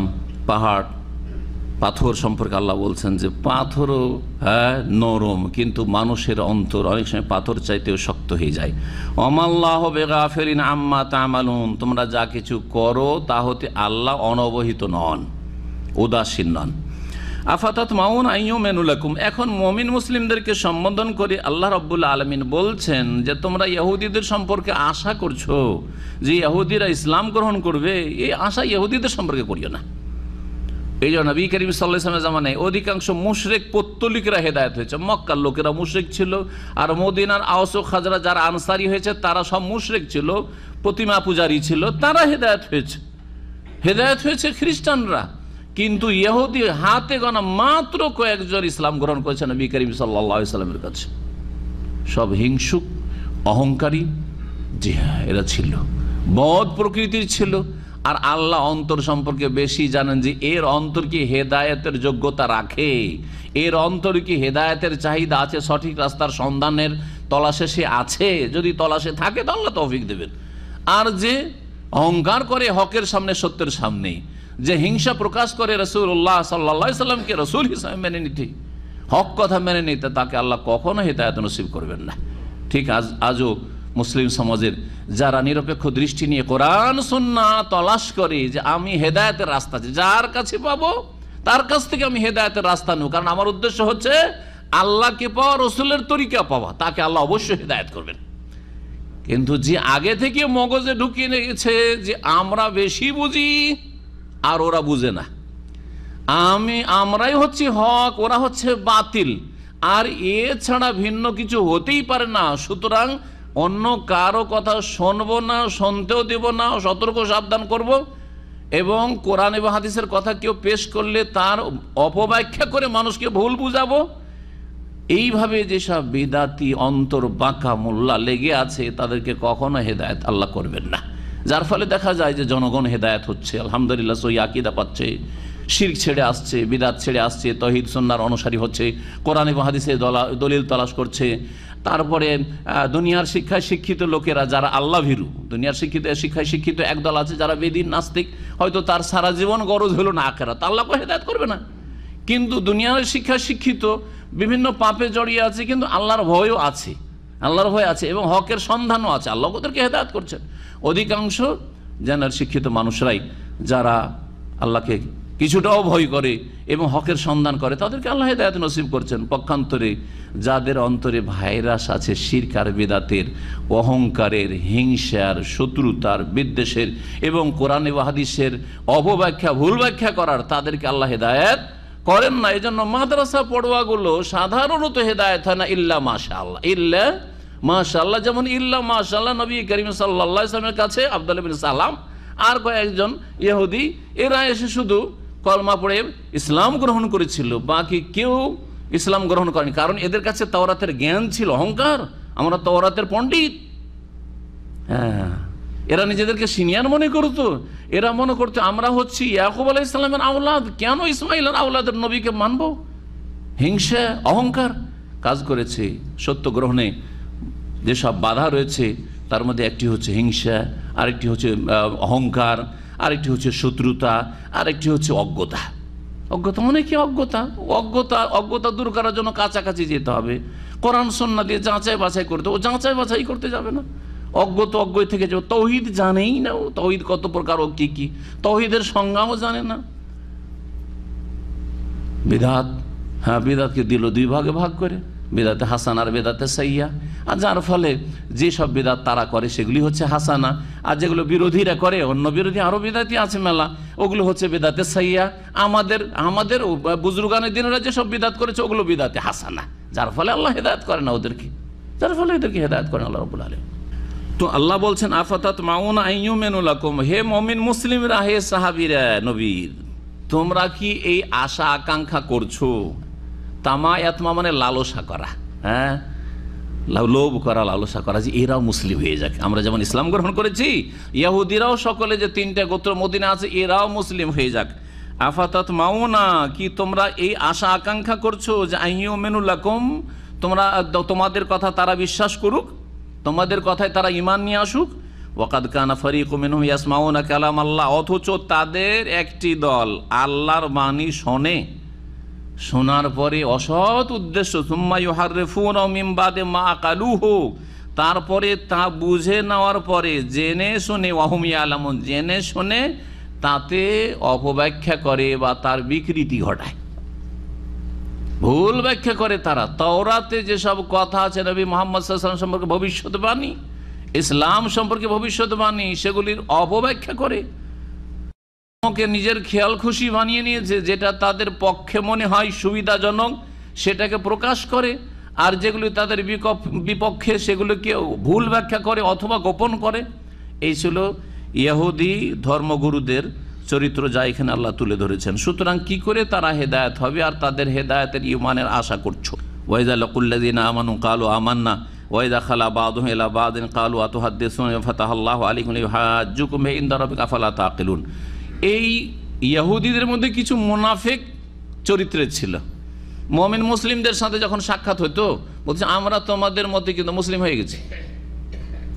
আবার যখন ইহুদি বন্ধু বান্ধবের সাথে, নিজের বংশের লোকের সাথে মিলতো, নির্জনে যখন তাদের সাথে সাক্ষাৎ ঘটতো, মিটিং হইতো, তখন বলতে আরে ওদেরকে নিয়ে আমরা ঠাট্টা মজাক করি। আর তারপরে বলতো যে না না না, ওদের কথা মানা যাবে না, শোনা যাবে না, ও আমরা এমনি ওদের সাথে দেখা সাক্ষাৎ করছিলাম। আল্লাহ বলছেন ওয়াইযা লাকুল্লাযিনা আমানু, যখন তারা সাক্ষাৎ করে মুমিন মুসলিমদের সাথে, এই ইহুদিরা যখন মিলিত হয় মুমিন মুসলিম সাহাবায়ে কেরামদের সাথে, কালু আমান্না, তখন বলে আমরাও ঈমান নিয়ে এসেছি, কিন্তু আমরাও মুসলিম হয়েছি। ওয়াইদা খালা বাযুহুম ইলা বাযিন, এবং যখন তারা নির্জনে যায় তাদের একজন বা একদল আরেক দলের সাথে, একদল ইহুদির বা এক ইহুদির আরেক ইহুদির সাথে যখন সাক্ষাৎ হয়, কালু, তখন তারা বলে আতুহাদ্দিসুনাহুম বিমা ফাতাহাল্লাহু আলাইকুম, তাদের সামনে এমন কথা বর্ণনা করবে, প্রকাশ করবে, যা দিয়ে আল্লাহ তাদেরকে বিজয় দান করেছেন, মানে জিতার সুযোগ করে দিয়েছেন। লিইউহাজ্জুকুম বিহি ইনদা রাব্বিকুম, যাতে করে তোমাদের প্রতিপালকের কাছে তোমাদের বিরুদ্ধে দলিল প্রমাণ পেশ করতে পারে। আফালা তাকিলুন, তোমরা বুঝো না? এইরকম সুযোগ দিও না। বিষয়টা কি খুলে বলি, তাহলে এই আয়াতের অংশটুকু বুঝে আসবে। সেটা হচ্ছে যে তাওরাতে নবী করিম সাল্লাল্লাহু আলাইহি ওয়াসাল্লাম সম্পর্কে অনেক ভবিষ্যৎবাণী আছে, যে শেষ রাসূল আসবেন এবং তার বিভিন্ন লক্ষণ, ইসলামের কথা রয়েছে। আর সেই কথাগুলি, সেই লক্ষণগুলি নবী সাল্লাল্লাহু আলাইহি ওয়াসাল্লামকে তারা দেখছে মদিনায় রাত দিন, আর মিলছে, সব ফিট হয়ে যাচ্ছে। তাওরাতে যে আছে এই বিষয়গুলি মুহাজিরিন আনসার এরা খবর রাখে না, কারণ মুহাজিরিন যারা মক্কা থেকেছেন তারাও মুশরিক, তাওরাতের কোনো জ্ঞান তাদের কাছেও ছিল না। আর যারা আনসারি হয়েছে আওস এবং খাজরাজ থেকে, তারাও মুশরিক ছিল, এরাও কিন্তু কিতাবের তাওরাতের কোনো জ্ঞান রাখে না, বাইবেলের কোনো জ্ঞান রাখে না। তাওরাত ইনজিল সম্পর্কে তাদের কোনো জ্ঞান নেই। ভবিষ্যৎবাণী তাওরাতে আছে, ইনজিলে আছে। আপোষে এসে বলতে যে দেখো, ওদের সাথে, যে মুসলিমদের সাথে তোমাদের দেখা সাক্ষাৎ হচ্ছে না বা কখনো উঠা বসা করছো না, এমন কোনো কথা প্রকাশ করে দিও না যে আমাদের কিতাবে কিন্তু তোমাদের নবীর কথা আছে। হ্যাঁ, আমাদের কিতাবে কিন্তু তোমাদের ইসলাম ধর্মের কথা আছে, তোমরা যেসব নামাজ, তোমরা যাকাত, তোমরা সিয়াম, রোজা, এসব আছে, তৌহিদ, এসব আছে, এসব কথা বলিও না। কারণ এসব কথা বললে তখন ওরা জেনে যাবে, তোমাদের গোমর ফাঁস হয়ে যাবে। যখন জেনে নেবে তখন তোমাদেরকে বলে, দেখো তোমাদের কেতাবই তো আছে, তোমরা কেন মানো না? বলবে না, বলবে না? এক। দুই নম্বর কথা, তখন তোমাদেরকে বিষয়টাও জেনে নিল আর তোমাদেরকে ইসলামের দাওয়াত দিল, তোমরা কবুল করলে না তাদের কথা। তো কবুল করবে না, কারণ আমাদের বংশে নবী আসেনি, ওই ইসমাইল বংশে কেন নবী আসলো, সুতরাং মানা তো যাবে না, মানবে না। তখন কিয়ামতের দিনে আল্লাহর সামনে হাজির হবে, আর হাজির হয়ে মুসলিমরা তোমাদের বিরুদ্ধে অভিযোগ করবে যে হে আল্লাহ, ওদেরকে ইসলামের দাওয়াত দিয়েছিলাম, আর ওদের কিতাব তাওরাত, ইনজিলে, বাইবেলে আমাদের নবীর কথা ছিল, দ্বীন ইসলামের হক্কানিয়াতের কথা ছিল, কিন্তু তারা মানেনি। হ্যাঁ, আল্লাহর সামনে যে আমাদের বিরুদ্ধে তারা জিতে যাবে, ওই কথা এখানে বলা হচ্ছে। যখন তারা নির্জনে মিলিত হইতো ইহুদির সাথে, কালু, তখন তারা বলতো, আতুহাদ্দিসুনাহুম বিমা ফাতাহাল্লাহু আলাইকুম, তোমরা কি তাদের সামনে এমন কথা বর্ণনা করছো যা দিয়ে তোমাদেরকে বিজয় দান করেছেন, মানে তোমাদেরকে ইলম দিয়েছেন তাওরাত ইনজিলের, লিয়ুহাজ্জুকুম বিহি ইনদা রাব্বিকুম, যাতে করে সেই কথাগুলি জেনে মুসলিমরা তোমাদের প্রতিপালক আল্লাহর কাছে বিচার দিবসে তোমাদের বিরুদ্ধে দলিল পেশ করতে পারে যে আল্লাহ, এরা তো জানতো, এদের কেতাবে ছিল এইসব ইসলামের কথা, কিন্তু এরা মানেনি। আফালা তাকিলুন, বিষয়টাকে বুঝো না, লুকিয়ে রাখিও, গোপন রাখিও, বলিও না। এই কাজটি হিন্দুদের মধ্যে ব্রাহ্মণরা করেছে, হিন্দুদের মধ্যে ব্রাহ্মণরা করেছে। বেদে তৌহিদের কথা আছে, বেদে ভবিষ্যৎবাণী আছে ইসলাম সম্পর্কে, বেদে মোহাম্মদ রাসূলুল্লাহ সাল্লাল্লাহু আলাইহি ওয়াসাল্লাম সম্পর্কে বেশ কিছু লক্ষণ রয়েছে, যে সেই জাতি উটের পিঠে চাপবে, সেই জাতি মরুভূমিতে আসবে, সেই জাতি খাতনা করা হবে, ইত্যাদি ইত্যাদি। এমনকি এই কালেমা কথাটিও, লা ইলাহা ইল্লাল্লাহ, এই কথাটিও তাদের এতে আছে, বিভিন্ন বেদে আছে। জি, আর এই মর্মে বেশ কিছু বই বাংলাতে প্রকাশও পেয়েছে, সেগুলোতে আপনারা জানতে পারবেন। কিন্তু যারা দিন যথেষ্ট জানছে তাদের জন্য, দিন জানছেন অল্প, এখনও তৌহিদ সুন্নত ভালো করে জানেন না, আর বেদ পুরাণে হযরত মুহাম্মদ এগুলো কিচ্ছা কাহিনী পড়ে বেড়াচ্ছেন, এটা ভালো কাজ নয়। আবার কিছু লোকের এই স্বভাবের আছে, এই স্বভাবের কিছু লোক আছে, সহিহ আকীদা এখনো ভালো করে জানে না, ও বেদাতীদের কিতাব পড়ে বেড়াচ্ছে। কিসের জন্য ওগুলো পড়েছেন? বলছে যে ওদের সামনে পেশ করবে যে তোদের কিতাব এগুলো ভুল আছে। আরে ওইটার আগে আপনার নিজেরটা আগে জানতে হবে।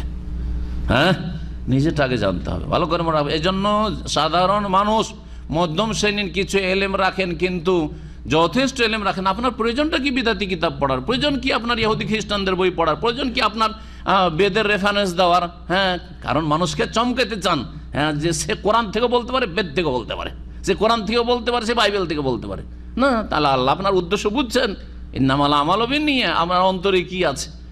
তো যাতে করে এইরকম না হয় যে আপনি আল্লাহর কাছে ফেসে যান, আপনার নিজের দিন সম্পর্কে সম্যক জ্ঞান নেই, ভুল ভালে ভরা, আর দিন সম্পর্কে জানা আরও জরুরি হয়ে আছে, আর আপনি অন্যদের কিতাব পড়ে বেড়াচ্ছেন। ওমর রাদিয়াল্লাহু তাআলার মতো লোক, এই উম্মতের এত সিনিয়র ব্যক্তি, এই উম্মতের আবু বকরের পরে তার স্থান, তার হাতে তাওরাতের কিছুটা অংশ রাসূলুল্লাহ সাল্লাল্লাহু আলাইহি ওয়াসাল্লাম দেখেছিলেন, দেখার পরে খুশি হয়েছিলেন, ভালো কাজ করছো, হ্যাঁ, যে তুলনামূলক ধর্ম চর্চা করছো তুমি, হ্যাঁ, বিভিন্ন ধর্ম চর্চা করছো তুমি তাদের খণ্ডনের জন্য, নাকি না?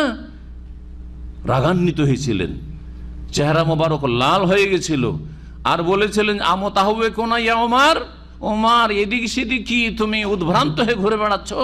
আল্লাহে আলাম আতেকুম বিহি বাইদা নাকিয়া, তোমাদের কাছে স্বচ্ছ দিন আমি নিয়ে আসিনি, কোরআন সুন্নাহ?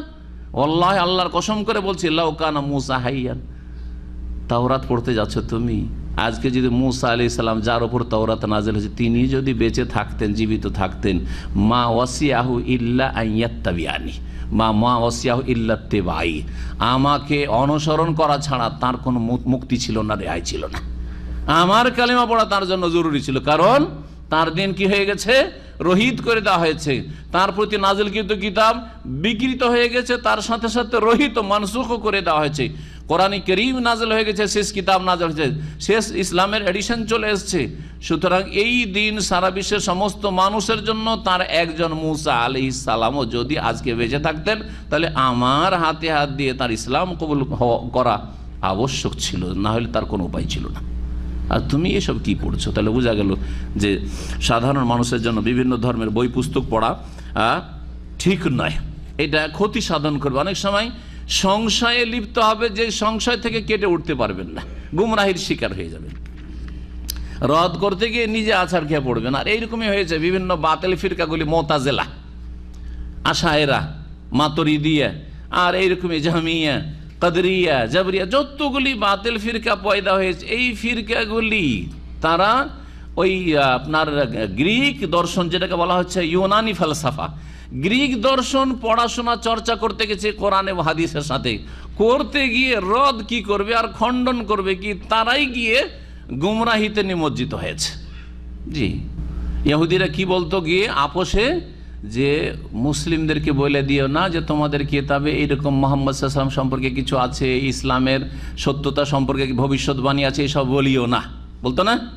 আল্লাহ বলছেন যে আচ্ছা ঠিক আছে, ওরা বলে দিলে নয় তোমরা জেনে নেবে, কিন্তু আমি কি জানি না?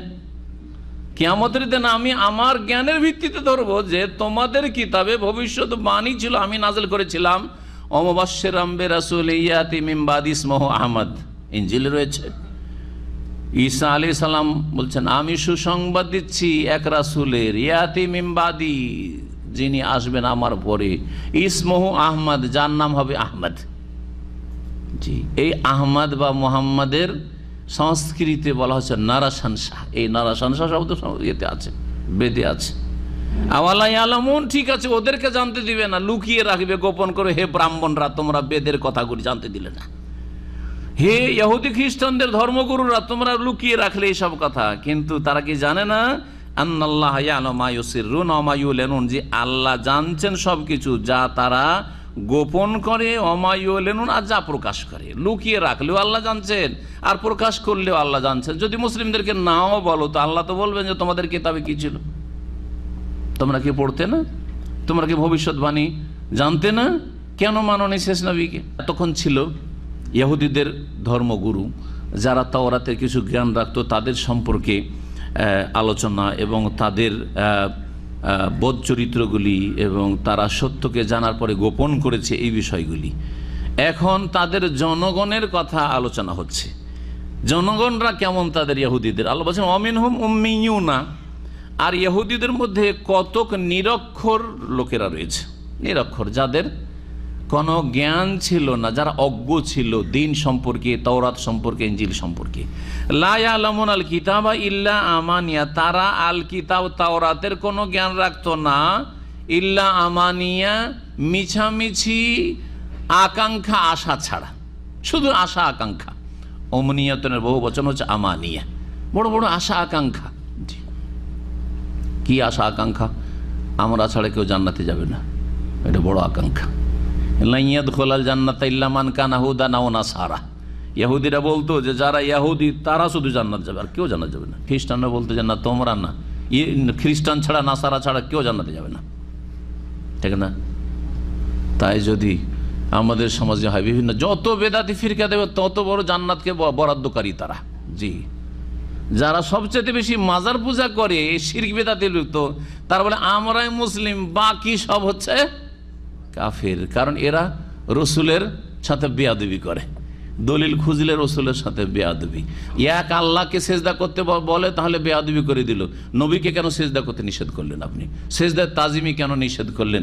ওলি আউলিয়ার কবরকে সেজদা করতে কেন নিষেধ করলেন? আপনি বেয়াদব হয়ে গেলেন। সুতরাং ইসলাম থেকে খারিজ, সব খারিজ, খারিজ, খারিজ। জি, জান্নাত নিজের জন্য খাস করে নেওয়া, এটা হচ্ছে উচ্চ আকাঙ্ক্ষা। আকাঙ্ক্ষা আশা কোনো কাজে আসবে না যদি সে অনুযায়ী আমল আকীদা না হয়। ওমিনহুম উম্মিয়ুনা, এই ইহুদিদের মধ্যে কত নিরক্ষর রয়েছে, লা ইয়ালামুনাল কিতাবা ইল্লা আমানিয়া, তারা মিথ্যা আশা আকাঙ্ক্ষা ছাড়া কিতাবের কোনো জ্ঞান রাখে না। ওয়াইনহুম ইল্লা ইয়াযুন্নুন, তারা শুধু ধারণা ভিত্তিক অনুমান ভিত্তিক কথা বলে, তাদের ধারণা মাত্র, অনুমান করে কথা বলা। দেখেন আজকাল অধিকাংশ মানুষ কিন্তু অনুমান ভিত্তিক কথা বলে। একটা ফতোয়ার বিষয় উঠে যাক, দেখবেন কেউ কিন্তু চুপ থাকবে না। আর আপনারা নিজের ভাষাভাষীর যদি চায়ের দোকানে বসে যান, সকালবেলা দেশে চায়ের দোকানে লোক ভিড় ভাড় করে বসে, সন্ধ্যাবেলা বসে শুধু চুপচাপ শুনবেন, দেখবেন কি মন্তব্য, রাজনৈতিক মন্তব্য চলছে, মনে হচ্ছে সবাই রাজনীতিবিদ, হ্যাঁ সবাই হচ্ছে পলিটিশিয়ান, যথেষ্ট বুঝছে রাজনীতি। আবার যখন সামাজিক কোনো আলোচনা চলছে, সামাজিক বিচার, সবচাইতে পণ্ডিত মনে হচ্ছে সমাজবিদ, হ্যাঁ সমাজ বিজ্ঞানের বিজ্ঞানী এরা। তারপরে যখন ধর্মীয় মাসলা মাসাইল শুরু হইল, তখন আরে বাপরে, ইসলাম মাদ্রাসায় পড়ার দরকারটা কি? এরাই এই চায়ের দোকানে এই যে চা খেতে এসছে, এরাই সবচেয়ে বেশি ইসলাম বুঝে। এখানে যে সিকো মার্কেট আছে, এখানে হোটেলে অনেক আগে 10-12 বছর থেকে হোটেল তো ভুলেই গেছি, তো যাই হোক 15 বছর আগে হবে হয়তো, মাঝে মধ্যে কখনো কেউ ডাকলে গিয়ে বসতাম আর চুপচাপ বসে বসে শুনতাম এক কোণাতে বসে। তো তখন তো অত লোক চিনতও না, 15 বছর আগে ধরেন, আর চুপচাপ তারপরে এক কোণা দিকে বসতাম, শুনছি একটা মাসলা ফতোয়া উঠে গেছে, সবাই মন্তব্য করছে। একজন বলছে এটা জায়েজ, আর এক বলছে না, কেন জায়েজ হবে, আরেকজন বলছে না জায়েজ।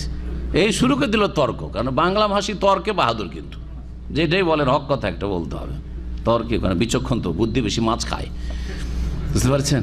আর এটা এরা স্বীকার করে, উর্দু ভাষীরা মহিষ খাওয়া আর গরু খাওয়া লোকেরা স্বীকার করে। আমরা যখন পড়তাম বেনারস জামে সালাফিয়াতে, তখন আমাদেরকে বলতো যে তোমরা কিন্তু বাঙালি জাতি খুব ব্রেনি। কেন? বুঝছি তুমি লোক মাছলি খাতে হো না, হ্যাঁ তোমার যে মাছ খাও না, তোমার ব্রেন বুদ্ধি খুব বেশি। আরে এমন এমন চালাক যে আপনাকে কেটে 2-3 খান করে দিবে, আপনি বুঝতে পারবেন না। ফতুয়া, সুবহানাল্লাহ। আমার সাথে এক ঘটনা এরকম, এখানে হাইউল বাদিয়ায় জোহরের নামাজ পড়ে মসজিদ থেকে বেরিয়েছি, আর তারপরে এক লোক আপনার লন্ড্রিতে, বাংলাদেশি লন্ড্রি খুলছে, ভিতর থেকে এসে লন্ড্রি খুললো। তখন আমি বললাম যে ভাই নামাজটা পড়লেন? তো বলছে হ্যাঁ নামাজ পড়েছি। ভিতর থেকে আসলো কিন্তু, আর মসজিদে বেরিয়ে আমি আসলে ঢুকছি, তো এখন দরজা খুলছে ভিতর থেকে এসে, আর নামাজ পড়লেন? তো হ্যাঁ নামাজ পড়েছি। কোথায় নামাজ পড়লেন আপনি? মসজিদে যান নাই? বলছে না না আমি ঘরেই পড়ি, ঘরে পড়েছি। তো আমি বললাম যে ঘরে নামাজ পড়া জায়েজ কি? তো বলছে হ্যাঁ অবশ্যই জায়েজ। জিজ্ঞাসা করছি আমি, আর ফতোয়া দিচ্ছে এই, হ্যাঁ লন্ডির খাদেম ও মুফতি, কথা বুঝতে পেরেছেন, আর আমি মোস্তাফি, আমি ফতোয়া জিজ্ঞেস করছি জায়েজ। তো বলছে কেন জায়েজ হবে না? বলছে না ভাই এটা তো জায়েজ। বলছে কে বললো জায়েজ হবে না? আমাকে বলছে, তখন চিন্তা না যে আমি কে বললো জায়েজ হবে না, আর পরিচয়ের চেয়ে বেশি দিলাম না, আর কিছু বললাম না। তবে ভাই এইভাবে জায়েজ না, নবী সাল্লাল্লাহু আলাইহি সাল্লাম জামাতে নামাজ পড়তে বলেছেন, কিছু দিয়ে একটা হাদিস শুনাইলাম, কিন্তু না অন্তর কবুল করছেন না। বেনামাজির অন্তর কবুল করবে? সুম্মা কাসাত কুলুবুকুম, অন্তর পাথর হয়ে গেছে, শক্ত হয়ে গেছে, আল্লাহ তো বলছেন কোরআনে কারিমে। একটু আয়াত শুনলেন। মূর্খ লোকদের অবস্থা হচ্ছে কি, না জেনে বেশি কথা বলা, লা ইয়ালামুনাল কিতাবা ইল্লা আমানি ওয়া ইনহুম ইল্লা ইয়াযুন্নুন, অনুমান ভিত্তিক কথা বলা। এই যে ফতোয়া অনুমান ভিত্তিক, এটা কি জন্য জায়েজ হবে না? যে পারছে মসজিদে পড়ছে, আর যে পারছে ঘরেই পড়ছে, কেন জায়েজ হবে না? অনুমানে ফতোয়া। জি, আল্লাহ কোরআনে কারিমে বলছেন ওয়া ইনহুম ইল্লা ইয়াযুন্নুন, ফাওয়াইলুল লিল্লাযিনা ইয়াকতুবুনাল কিতাবা বিআইদিহিম সুম্মা ইয়াকুলুনা হাযা মিন ইনদিল্লাহ। আল্লাহ বলছেন যে সুতরাং দুর্ভোগ, ওয়াইল মানে হচ্ছে সর্বনাশ, দুর্ভোগ, ধ্বংস। আর ওয়াইল নামক একটি জাহান্নাম রয়েছে, যেমন রিওয়ায়াত রয়েছে এই মর্মে। ওই সব লোকদের জন্য দুর্ভোগ রয়েছে, ওয়াইল নামক জাহান্নাম রয়েছে, সর্বনাশ রয়েছে দুনিয়া আখিরাতে, যারা ইয়াকতুবুনাল কিতাবা বিআইদিহিম, নিজের হাতে কিতাব লিখে। তাওরাত তখন তো আর প্রেস ছিল না, লিখত, তাওরাত লিখছে, ইনজিল লিখছে, কোরআনও লেখা হয়েছে, একেবারে হাতে লিখেছে। জি, সুম্মা ইয়াকুলুনা হাযা মিন ইনদিল্লাহ, নিজের হাতে লিখে মানে কোরআনের কথা নয়, নিজের হাতে লিখে তাওরাত ইনজিলের কথা, নিজের পক্ষ থেকে কিছু কথা লিখে লেখার পরে বলে এটা হচ্ছে আল্লাহর পক্ষ থেকে, মানে আল্লাহর কিতাব, কিছু সংযোজন করে দিল তাওরাতে কিছু বাড়িয়ে দিল, ইনজিলে কিছু বাড়িয়ে দিল। লিয়াশতারু বিহি সামানান কালিলা, যাতে করে তা দিয়ে স্বল্প মূল্য ক্রয় করে। জি, লিয়াশতারু বিহি সামান, বা স্বল্প মূল্যে তা বিক্রি করে। ইশতারা মানে খরিদ করা আসল অর্থ হয়, কিন্তু কখনো কখনো বিক্রি করার অর্থ হয়ে থাকে স্বল্প মূল্যে তা বিক্রি করে। স্বল্প মূল্য কি? স্বল্প মূল্য হচ্ছে দুনিয়া। স্বল্প মূল্য মানে এই নয়, এর আগে বলেছি, কয়েক সপ্তাহ আগে এই বিষয়টি এসেছিল, যে অল্প পয়সাতে বিক্রি করলে, যদি ধর্মকে অল্প পয়সায় বিক্রি করেন তাহলে হারাম, আর বেশি যদি অনেক টাকা, লাখ লাখ টাকা পান তাহলে জায়েজ নাকি? তাবিজ যদি 5 টাকা করে বিক্রি করেন তো না জায়েজ, তাই না? আর যদি 5000 টাকা করে বিক্রি করেন একটু বেশি মূল্যে বিক্রি জায়েজ নাকি? তো সামানান কালিলা মানে এই নয় যে অল্প মূল্যে। হ্যাঁ, এখানে অল্প মূল্য মানে দুনিয়া হচ্ছে অল্প মূল্য, আর আখেরাত হচ্ছে মূল্যবান। জি, বেশি মূল্য। যারা আখেরাতকে সর্বনাশ করলো, দিনকে, ঈমান ইসলামকে সর্বনাশ করলো, যা মূল্যবান, দুনিয়ার বিনিময়ে দুনিয়া খরিদ করলো, বাছাই করলো, আর আখেরাতকে বিসর্জন দিল, ধর্মকে বিসর্জন দিল, তৌহিদকে বিসর্জন দিল, সুন্নাতকে বিসর্জন দিল, শিরক বিদআতে লিপ্ত হলো কিসের জন্য? দুনিয়ার গরজে। এই নয় যে কোরআন খানি যদি 500 টাকা করে এক খতম করেন তো হারাম, আর যদি 10,000 টাকা করে পার খতম তাহলে জায়েজ না। খতম কোরআন করবেন, নিজের জন্য খতম করেন, কিন্তু খতম করে ভাড়াইটা খতম করবেন যে আপনার বাবার এক খতম করে দিচ্ছি এত টাকা, এগুলো হারাম। হারাম সেটা কোটি কোটি টাকাতেও যদি খতম করেন তবু হারাম। টাকা পয়সা নিয়ে খতম করা, কারণ কোরআন কারীম হচ্ছে ইবাদত। আচ্ছা বলি, যদি আপনার কেউ বলে, কোনো ধনী মানুষ, যে ভাই আমার তো মেলা টাকা আর নামাজ পড়ার সময় নেই, তো আমার নামাজগুলো আপনি পড়ে দিয়েন, কত টাকা লাগবে নিয়ে নিন আমার কাছে, চলবে নাকি? যে আপনার জন্য আজকে জোহর নামাজটা পড়ে দিয়েছি, 1 লাখ টাকা লাগবে, চলবে? তার যখন নামাজ চলবে না তো কোরআন খতম কি করে চলবে? নামাজ তো কারো বদলে পড়েন না টাকার বিনিময়ে, তো নামাজ যখন বদল চলে না, আবার কোরআনের তিলাওয়াত কি করে বদল চলতে পারে? আর আপনার ভাড়াইটা কি করে চলতে পারে যে পয়সার বিনিময়ে খতম চলছে? খতম বিক্রি করতে আসে কিন্তু রমজান মাসে, জানেন না? জানেন না? আমার গ্রামে কিছু বিদাতি ছিল, যখন যেটা গ্রামের বাড়ি ছিল একেবারে, সেখানে একটা মহল্লা বিদাতিরা আর একটা মহল্লা সহিহ আকীদার লোকেরা ছিল। তো এই বিদাতি মহল্লাতে একটা বেরলভী মোল্লা আসে, রমজান মাসে বিশেষ করে আসবে, আসার বাড়ি বাড়ি গেটে গেটে নক করবে আর বলবে যে তোমার বাবা মারা গেছে, মা মারা গেছে, কারণ আমি খতম করবে। হ্যাঁ হ্যাঁ ঠিক আছে, খতম করব। কত টাকা লাগবে? খুব সস্তাই খতম, 200 টাকা, 300 টাকা। আর প্রত্যেক বাড়ির লিস্ট করে নিয়ে চলে গেল, এই রমজানে তোমাদের সবার খতম করে দেবো। জি জি হ্যাঁ, ধরেন কয়েকশো বাড়ির টাকা পয়সা নিয়ে গেল খতমের, খতম করবে নাকি? কিন্তু তাদের কাছে হিল্লা আছে, হিল্লার ধর্ম তো জানাই আছে। আবার কি হিল্লা জানেন? 3 কুল 3 এখলাস পড়লেই তো খতম হয়ে যায়। জি হ্যাঁ, প্রত্যেক বাড়ির খতমের বিনিময়ে 3 কুল পড়ে নেবে, সূরা ইখলাস 3 বার পড়ে নেবে, হয়ে গেল। সূরা ইখলাস 3 বার পড়লে 1 খতম, সূরা ইখলাস 3 বার পড়লে 1 খতম, হয়ে গেল খতম। কতক্ষণ লাগে? 1 মিনিটে 3 বার সূরা ইখলাস পড়া হয়ে যাবে, 1 মিনিটে খতম, 1 মিনিটে 500 টাকা আদায় হয়ে গেল, যা হয়ে গেল। জি হ্যাঁ, এই ব্যবসা, চোখে দেখা ব্যবসা, ছোটকালের কথা বলছি। জি, এখনো চলতে আছে বেদাতি এলাকায়। ইহুদিরা ঠিক ওই রকম করত, নিজের হাতে ধর্মীয় পুস্তক লিখত, সুম্মা ইয়াকুলুনা হাযা মিন ইনদিল্লাহ, তারপরে বলতো যে এটা আল্লাহর পক্ষ থেকে। এইরকমই যারা ফতোয়া লিখে, ফতোয়ার কথা বলি, মুসলিম সমাজের ফতোয়া লিখে, ফতোয়ার উত্তর মুফতি সাহেব লিখছেন, একটি আয়াত দলিলে নেই, একটি হাদিস দলিলে নেই। কি আছে? এই ফতোয়া অমুক কিতাবে অমুক ফকি সাহেব লিখেছেন, অমুক ইমাম সাহেব লিখেছেন, অমুক হুজুর কিবলা লিখেছেন, এই হলো ফতোয়া। দেশে যে ফতোয়াগুলি আসে পত্রপত্রিকায়, দেখবেন 2টা তরিকা। ফতোয়া যদি সহি আকীদার আলেমদের ফতোয়া থাকে, তাহলে ফতোয়ার উত্তরে লেখা থাকবে যে এই ফতোয়ার দলিল কোরআনের অমুক আয়াত, যদি আয়াতে কোরআনে না থাকে তাহলে অমুক হাদিস, অমুক হাদিস, অমুক হাদিস। তারপরে আইম্মা কেরামদের উক্তি পেশ করে, ইমাম আবু হানিফা, শাফি, মালিক পেশ করেন। কিন্তু দলিল আয়াত অথবা দলিল মানুষের কথা নয়, দলিল ইমামের কথা, আলেমের কথা নয়। কার কথা? আল্লাহর কথা বা রাসূল সাল্লাল্লাহু আলাইহি ওয়াসাল্লামের কথা হইতে হবে। বোঝা গেছে কি না? এইটা হচ্ছে ফতোয়া দেওয়ার তরিকা। কিন্তু ফতোয়া একটি আয়াতও নেই, হাদিসও নেই, বরং তাদের এই বিশ্বাস যে জনগণকে আয়াত আর হাদিস জানার তাদের অধিকারও নেই, আর আমাদের বলারও দরকার নাই, বলবো না, তাদের চোখ খুলে যাবে। কি করতে হবে? তাদেরকে মুকাল্লিদ বানাইতে হবে। মুকাল্লিদ বানাইলে বলতে হবে অমুক কিতাবে অমুক হুজুর, অমুক কিতাবে অমুক কিবলা বলেছেন, অমুক কিতাবে অমুক ইমাম সাহেব বলেছেন, অমুক কিতাব অমুক ফাকি বলেছেন, অমুক আলেম বলেছেন, বাস এই দিয়ে ফতুয়া।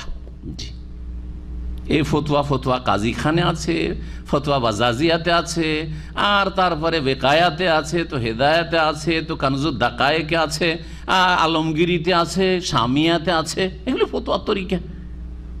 বুঝতে পারছেন না? এইটাই তরিকা হওয়া উচিত। হ্যাঁ, যে মানুষের লিখা দিয়ে ফতুয়া দেওয়া, না কাল আল্লাহ কাল রসুল দিয়ে ফতুয়া দেওয়া উচিত ছিল? আল্লাহ এবং রসুল কি বলেছেন এই কথা বলা উচিত ছিল। বোঝার চেষ্টা করে, আল্লাহ যেন বোঝার তৌফিক দান করেন, এবং আলেমদেরকে যেন আল্লাহ সংশোধন করার তৌফিক দান করেন। বলছেন যে এদের জন্য দুর্ভোগ, ওয়াইল নামক জাহান্নাম, যারা নিজের হাতে কিতাব লিখে তারপরে বলে এটা আল্লাহর পক্ষ থেকে, অথচ নিজের পক্ষ থেকে লিখা, কোনো দলিল না। লিয়াশতারু বিহি সামানান কালিলা, কেন এটা? যাতে করে স্বল্প মূল্যে তা বিক্রি করে, অর্থাৎ তারা ধর্মকে বিক্রি করলো, ফতোয়া দিল অল্প দুনিয়ার পয়সার লোভে। ফাওয়াইলুল লাহুম মিম্মা কাতাবাত আইদিহিম, সুতরাং তাদের জন্য দুর্ভোগ রয়েছে, সর্বনাশ রয়েছে। মিম্মা কাতাবাত আইদিহিম, ওই সবের কারণে যা তাদের হাত লিখেছে। ওয়াইলুল লাহুম মিম্মা ইয়াকসিবুন, আর যা তাদের হাত উপার্জন করেছে, লিখেছে, লিখার পরে যে বিনিময় উপার্জন করেছে, টাকা পয়সা দুনিয়ার স্বার্থ উপার্জন করেছে, তার জন্য তাদের জন্য দুর্ভোগ রয়েছে, সর্বনাশ রয়েছে, ওয়াইল নামক জাহান্নাম রয়েছে। তারপরে আয়াত নম্বর 80-তে মহান আল্লাহ ইরশাদ করছেন ইহুদিদের আর এক উচ্চ আকাঙ্ক্ষার কথা। ইহুদি যারা জনগণ, যারা নিরক্ষর, যারা মূর্খ, তারা বলতো যে আমরা কখনো জাহান্নামে যাব না, আর যদি ধরেই নিজে যেতে হবে তো খুব বেশি যদি থাকতেই হয় তো আমাদের জাতিকে 40 দিন, শুধু আমাদের জাতির মানে ইহুদি জাতির যারা জাহান্নামে যাবে তারাও কতদিন থাকবে? মাত্র 40 দিন থাকবে, তার বেশি জাহান্নামে থাকতেই পারে না। এটা তাদের দাবি ছিল। মদিনার ইহুদিরা নবী সাল্লাল্লাহু আলাইহি ওয়াসাল্লামের সাহাবায়ে কেরামদেরকে এরকম বলতো যে আমরা তো জাহান্নামে যাবই না, আর যদি যায়ও তো কতদিনের জন্য? 40 দিন। কেন 40 দিন? এই শাস্তি আবার হইতে পারে সম্ভাবনা কেন? বলছে আমাদের বাপদাদা পূর্বপুরুষ যে ভুল করেছিল, ওই 40 দিন মুসা আলাইহিস সালাম গেলেন তাওরাত নিতে, আর এদিকে 40 দিন ধরে ওরা গো পূজায় লিপ্ত হয়েছিল, গরু পূজা বাছুর পূজায় লিপ্ত হয়ে গেছিল। এই জন্য কি হবে? ওই শাস্তি 40 দিনের পেতে হইতে পারে। 40 দিন পূজা করেছো, 40 দিন জাহান্নামে চলো, আর বাকি সব পাপ মোচন। ইহুদি জাতি পৃথিবীতে সবচেয়ে বেশি সুদ খায়।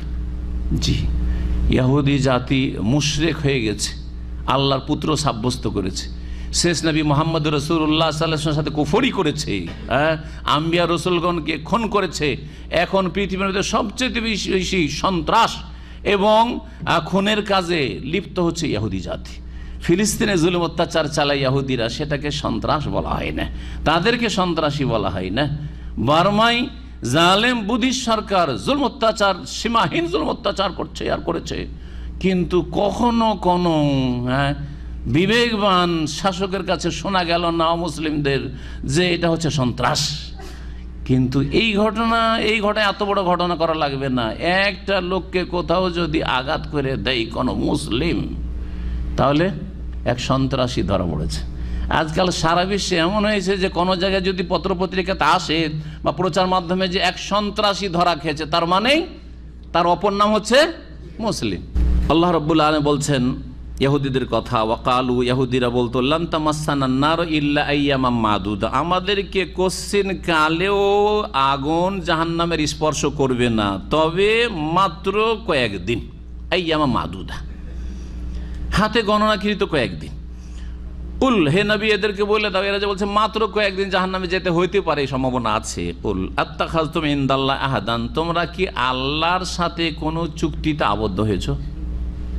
যে আল্লাহ তোমাদের সাথে একটা চুক্তি করেছেন যে মাত্র 40 দিন তোমাদের যেতে হইতে পারে জাহান্নামে, এই কথা আছে নাকি কোথাও? ফালা ইউখরিফাল্লাহু আহাদাহু, সুতরাং আল্লাহ এই চুক্তি কখনো ভঙ্গ করবেন না, এরকম কোনো সনদ দলিল তোমাদের কাছে আছে? আম তাকুলুনা আলাল্লাহি মা লা তা'লামুন, নাকি আল্লাহ সম্পর্কে এমন এমন কথা তোমরা বলছো যে সম্পর্কে তোমাদের কোনো জ্ঞান নেই, না জেনে কথা বলছো? বালা, হ্যাঁ, কে জান্নাতে যাবে কে জাহান্নামে যাবে এখন শুনে নাও, চূড়ান্ত ফয়সালা আল্লাহ শোনাচ্ছেন।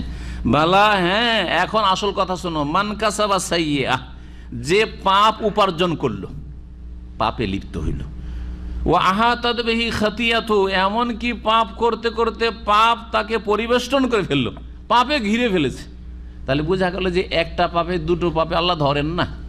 যদি আপনার ঈমান ঠিক থাকে, আমল ঠিক থাকে, ফরজ অজেব ঠিক আছে, হ্যাঁ, আর একটা দুটো মাঝে মধ্যে পাপ হয়ে যাচ্ছে, তাহলে আযাব গজব ঘিরে নিবে না? হ্যাঁ, জাহান্নামে যেতে হবে না, মেলা কাফারার ব্যবস্থা আছে, গুনার মোচনের ব্যবস্থা আছে। তাই আল্লাহ বলছেন হ্যাঁ, যে পাপ উপার্জন করলো আহাতাত বিহি খাতিও, পাপ করতে করতে তাকে কি করেছে, পাপে ঘিরে ফেলেছে, পাপের পরিবেষ্টনীতে চলে এসছে। ফাউলাইকা আসহাবুন নার, তারাই হচ্ছে জাহান্নামের অধিবাসী। হুম ফিহা খালিদুন, সেখানে তারা চিরকাল বসবাস করবে। এটা হলো জাহান্নামী কারা, তাদের পাপ করেছে আর করতে আছে করতে আছে করতে আছে, এমনকি পাপ চারিদিক থেকে তাকে ঘিরে ফেলেছে। এই পাপের বেষ্টনী থেকে সে বেরোতে পারলো না, মানে তওবা থেকে করে মুক্ত হইল না, সে সংশোধনের জীবন গড়তে পারলো না, তাহলে জাহান্নামে যেতে হবে। ওই অবস্থায় মারা গেল, চারিদিকে পাপ ঘিরে আছে, ওই অবস্থায় মালাকুল মউত এসে নিয়ে গেল, তাহলে জাহান্নামে যেতে হবে। আর সেটা যদি ঈমান ভঙ্গকারী পাপ হয়, নামাজ ত্যাগের পাপ হয়, কুফরির পাপ হয়, শিরকের পাপ হয়, তাহলে ফিহা খালিদুন, চিরকাল জাহান্নামে থাকতে হবে, কোনোদিন জান্নাতে আসবে না। যদিও জাতিতে হ্যাঁ ওলিউল্লাহ হোক না কেন, ওলিউল্লাহর ছেলে হোক না কেন, আওলাদের রসুল হোক না কেন, কোনো কাজে আসবেন না বংশের পরিচয়। জান্নাতি কারা? আল্লাহ বলছেন ওয়াল্লাযীনা আমানু ওয়া আমিলুস সালিহাত, পক্ষান্তরে যারা ঈমান নিয়ে আসবে, ঈমান যে শিরক মুক্ত ঈমান, নেফাক কপটতা মুক্ত ঈমান, কুফরি মুক্ত ঈমান, বিদআত মুক্ত ঈমান, সুন্নতি ঈমান, তৌহিদি ঈমান, জি, যারা ঈমান নিয়ে আসবে ওয়া আমিলুস সালিহাত, এবং ঈমানের দাবিদার জাতিতে মুসলমান হইলে হবে না, নেক কাজগুলি ভালো কাজগুলি করবে। আর সবচাইতে ভালো কাজ মুসলিম জীবন আছে 5 ওয়াক্ত নামাজ পড়া।